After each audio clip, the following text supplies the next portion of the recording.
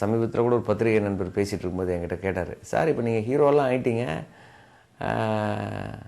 என்ன சம்பாரிச்சிங்க சார், நிறைய சம்பாரிச்சிட்டிங்களா அப்படின்னு கேட்டார். நிறைய சம்பாரிச்சிட்டா சார் அப்படின்னு. அப்படியா, இல்லை பர்சனலாக கேட்குறேன். பர்சனலாக தான் சொல்கிறேன், நிறைய ரசிகர்களை சம்பாரிச்சிட்டேன் அப்படின்னு. என்ன அப்படி சொல்கிறீங்க, நான் நீங்கள் என்ன சம்பாரிச்சிங்கன்னு கேட்டேன் அப்படின்னாரு. சம்பாரிச்சது செலவாயிடுது சார், காசு சம்பாரித்தா செலவாயிடுது, ரசிகர்கள் செலவாகிறதே கிடையாது.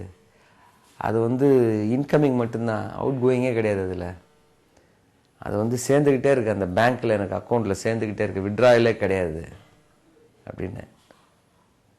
உண்மையிலே நான் சம்பாரித்தது என் ரசிகர்கள் தான். நான் இது ஏற்கனவே சொல்லியிருக்கேன், நிறைய இன்டர்வியூவில் சொல்லியிருக்கேன். அது மனசார சொல்லுவேன் எப்போவுமே, அதுதான் உண்மை. நிறைய பேர் பல வெவ்வேறு பலங்கள் மனசில், வெவ்வேறு காரணங்கள் மனசில் வச்சுக்கிட்டு நம்ம இப்படிலாம் நம்ம இருக்கலாம், நமக்கு இந்த பேக்கப் இருக்குது, இப்படி பண்ணலாம், இப்படி இவங்க சப்போர்ட் பண்ணுவாங்க, இப்படியெல்லாம் நினச்சி ஹீரோவாக இருப்பாங்க. நான் பிகினிங்கில் ரசிகர்களை மட்டுமே நம்பி தான். ரசிகர்கள் நிச்சயமாக நல்ல விஷயம், நல்ல பர்ஃபார்மன்ஸ் கொடுத்தா, நல்லா செஞ்சால் ரசிகர்கள் ஒருபோதும் நம்மளை கைவிட மாட்டாங்க. நிச்சயமாக ரசிகர்கள் நம்மளை சப்போர்ட் பண்ணுவாங்கன்ற நம்பிக்கை, அந்த நம்பிக்கையில் தான் நான் ஒவ்வொரு விஷயமும் செஞ்சுட்டு இருந்திருக்கேன் பிகினிங்லேருந்து. நான் ஹீரோவானதும் அந்த நம்பிக்கையில் தான்.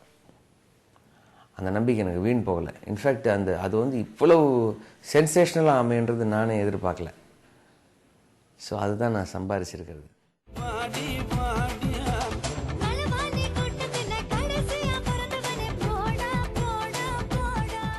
இப்போது இந்த ஷூட்டிங் ஸ்பாட் கந்தான்னு ஒரு படத்துடைய ஷூட்டிங்.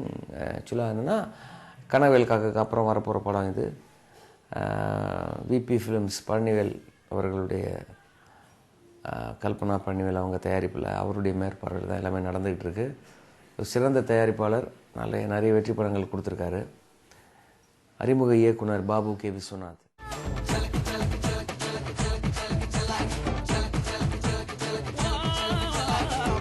நான் அதை பற்றி சொல்லி ஆகணும். ஆக்சுவலாக நான் இது வரைக்கும் பண்ண படங்களில் அதிகமான படங்கள் அறிமுக இயக்குனர்கள் தான் பண்ணியிருக்காங்க. அதை பற்றி என்கிட்ட கேள்விகள் நிறைய கேட்டாங்க. அது என்ன நீங்கள் அப்படி அறிமுக இயக்குனர்கள்கிட்டயே ஒர்க் பண்ணுறீங்க அப்படின்னு. அதாவது இப்போது என்னுடைய இந்த கேரியரில், இப்போ நான் இருக்கிற ஸ்டாண்டில், இப்போ இருக்கிற லெவலில் என்னை தேடி வர்றது நிறைய அறிமுக இயக்குனர்கள் தான். அண்டு என்னை பொறுத்த வரைக்கும் நான் ஒரு விஷயத்தில் மைண்ட் செட் ஆனவன். எது எப்படி இருந்தாலும், என்ன தான் நம்ம என்னென்ன விஷயங்கள் ஒரு சினிமாவில் செஞ்சாலும், என்டர்டெயின்மெண்ட்டுக்காக என்னென்ன விஷயங்கள் சேர்த்துக்கிட்டாலும், பேசிக்காக ஒரு கதை இருக்கணும். அந்த பிளாட் ஏதாவது கொஞ்சம் வித்தியாசமாக இருக்கணும், சிம்பிளாக இருக்கணும், ரொம்ப காம்ப்ளிகேட்டடாக இருக்கக்கூடாது, ஒரு சிம்பிளாக இருக்கணும். பட் அது ஏதோ ஒரு புது விஷயமா இருந்துட்டால் நல்லாயிருக்கும் அப்படின்னு எதிர்பார்க்குறேன்.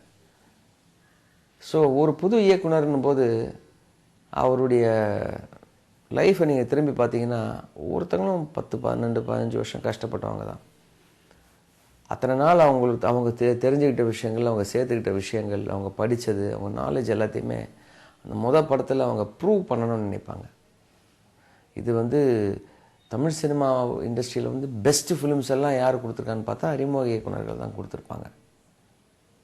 நான் சொல்கிறது சதவீத அடிப்படையில், நிறைய நீங்கள் எடுத்து பார்த்தா அப்படி தான் இருக்கும். ஸோ அந்த மாதிரி ப்ரூவ் பண்ணணும்னு வரவங்க ஆர்வத்தோடு வரும்போது, அதுக்கான ஆற்றலும் அவங்கக்கிட்ட இருக்கா அப்படின்றத அவங்க ப்ரூவ் பண்ணுற பட்சத்தில் அவங்களோட கை கோத்துக்கிட்டு போகிறதுல எந்த தப்பும் கிடையாது.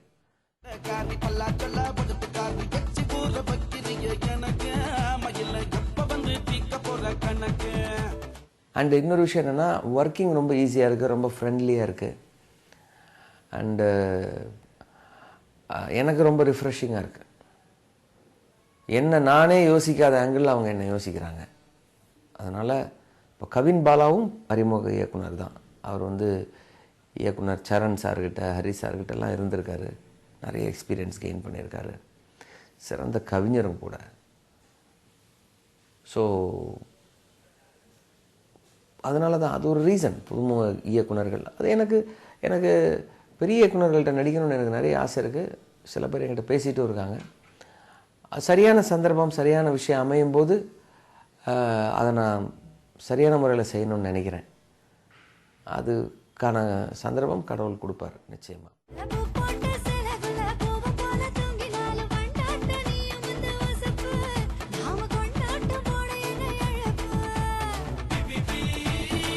கந்தா படத்தில் எனக்கு மித்ரா ஹீரோயின், எனக்கு பேர் அவங்க தான்.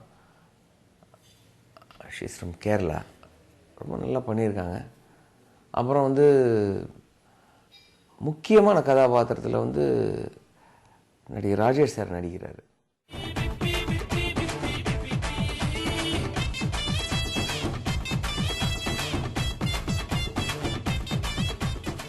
இது வந்து என்னென்னா ஒரு ஸ்கூல் வாத்தியாருக்கும் ஒரு ஸ்டூடெண்ட்டுக்கும் இருக்கிற ரிலேஷன்ஷிப். இன்றைக்கி அதாவது நீங்கள் அந்த காலங்களில் பார்த்தீங்கன்னா தெரியும் நிறைய பேருக்கு, லைக் நம்மளோட ஒரு ஜென்ரேஷன் முன்னால் இருந்தவங்கலாம் அதை பற்றி நிறைய பேசி நான் கேள்விப்பட்டிருக்கேன். இப்போ எங்கள் ஃபாதர் அவங்க ஜென்ரேஷனில் இருக்கிறவங்கலாம் பேசி கேள்விப்பட்டிருக்கேன். ஒரு ஸ்கூல் ஸ்டூடெண்ட்டுக்கும் வாத்தியாருக்கு எப்படி ரிலேஷன்ஷிப் இருக்கும், அவங்கெல்லாம் இன்றைக்கி எப்படி படித்தாங்க அப்படின்னு. நான்லாம் ஸ்கூல் பஸ்ஸில் தான் போனேன் ஸ்கூலுக்கு. ஆனால் அவங்க வந்து இல்லை நாங்களாம் வந்து இதில் போனோம், நடந்து போனோம், சைக்கிளில் போனோம், ஆற்ற கடந்து போனோம்லாம் சொல்லுவாங்க. அப்படி இல்லாமல் ஸ்கூலுக்கு போயிருப்பாங்க அப்படின்னு தோணும். ஆனால் அப்படிலாம் இன்னும் ஸ்கூலுக்கு போயிருக்காங்கன்றதை வந்து நான் பார்த்தேன், தெரிஞ்சுக்கிட்டேன். உண்மையிலேயே அப்படி தான் நிறைய பேர் போயிட்டுருக்காங்க. இன்றைக்கும் ஸ்டூடெண்ட்ஸ் போயிட்டுருக்காங்க நிறைய பேர். அப்புறம் வந்து இன்றைக்கெல்லாம் வந்து ரொம்ப ஒரு பர்சனல் ரிலேஷன்ஷிப் இருக்கான்னு தெரியல ஸ்டூடெண்ட்டுக்கும் வாத்தியாருக்கும் நடுவில். ஏன்னா ரொம்ப கமர்ஷியல் ஆகிட்டதுனால முடிச்சுட்டு போயிடுறாங்க. அப்புறம் அடுத்த ஸ்டடிட்டு அப்புறம் ஃபாரின் போயிடுறாங்க, அப்படி இப்படி போயிடுறாங்க. பட் எங்கே எப்படினாலும் எல்லா ஸ்டூடெண்ட்டுக்கும் ஒரு வாத்தியார் மனசுலே இருப்பாங்க. ஒரு வாத்தியாராவது, நம்ம படித்த ஸ்கூலில் ஒரு வாத்தியாராவது நம்ம மனசில் இருப்பாங்க. மனசுக்கு நெருக்கமான ஒரு வாத்தியார் இருப்பாங்க. அது எல்லாருக்குமே இருக்கும். அப்படிப்பட்ட ஒரு வாத்தியார் இருந்தார் கந்தா வாழ்க்கையில். அதுதான் கதை. அந்த வாத்தியாருக்கும் கந்தாவுக்கும் என்ன ரிலேஷன்ஷிப், குழந்தையிலேருந்து அவர் வந்து கந்தாவுக்கு என்ன செஞ்சார், அந்த கந்தா வளர்ந்து பெரிய ஆனதுக்கப்புறம் அந்த வாத்தியாருக்காக அவன் என்ன செஞ்சான் அப்படின்றது தான் விஷயம். ஸோ இந்த பிளாட்டே எனக்கு ரொம்ப புதுசாக இருந்தது, டிஃப்ரெண்ட்டாக இருந்துச்சு. அதில் வாத்தியாராக வந்து ராஜேஷ் சார் நடிச்சிருக்காரு. அவர் உண்மையிலே ஒரு வாத்தியார் தான். அதுக்கான எல்லா குவாலிட்டியும் அவர்கிட்ட இருக்குது. அவர் வந்து ஒரு சிறந்த நடிகர். அவருக்கு ஒரு ஒரு ஒரு நல்ல ஃபிலிமாக இது இருக்கும்னு நினைக்கிறேன். எனக்கு ரொம்ப திருப்தியாக இருக்குது.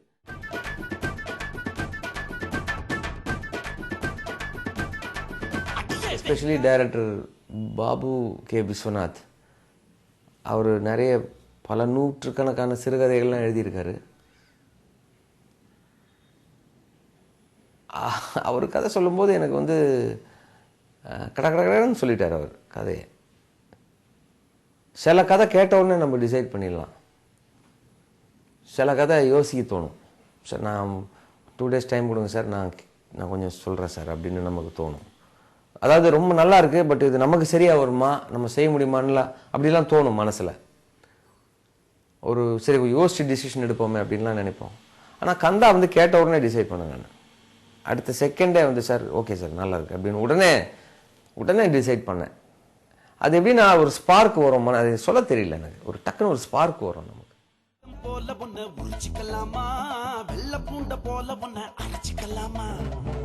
தன் தம்பி வெட்டோத்தி சுந்தரம். இது வந்து ஃபஸ்ட்டு இந்த படத்துக்கான விளம்பர அனௌன்ஸ்மெண்ட்டு, இப்போது படப்பிடிப்பில்னு போஸ்ட் ஓட்டின போது அன்றைக்கி வந்து ஓயாமல் என் செல்ஃபோன் அடிச்சுக்கிட்டே இருந்தது. என்ன டைட்டில், அது என்னன்னு கேட்டாங்க. தம்பி வெட்டோத்தி சுந்தரம் அப்படின்றது என்னென்னா குமரி மாவட்டத்தில் நடக்கக்கூடிய ஒரு கதை. மார்த்தாண்டம், தக்கலை, களியக்காவில இந்த பெல்ட்டில் நடக்கக்கூடிய விஷயம். கதாபாத்திரத்துடைய ஹீரோ பேர் வந்து சுந்தரம். வெட்டோத்திபுரம் அப்படின்றதான் ஊர். அந்த வெட்டோத்திபுரத்தோட சேர்ந்தவன்றதுனால அங்கே கன்னியாகுமரி டிஸ்ட்ரிக்டில் எல்லாருமே தம்பின்னு சேர்த்து சொல்லுவாங்க வழக்கமாக. ஸோ தம்பி வெட்டோத்தி சுந்தரம். அதுதான் விஷயம்.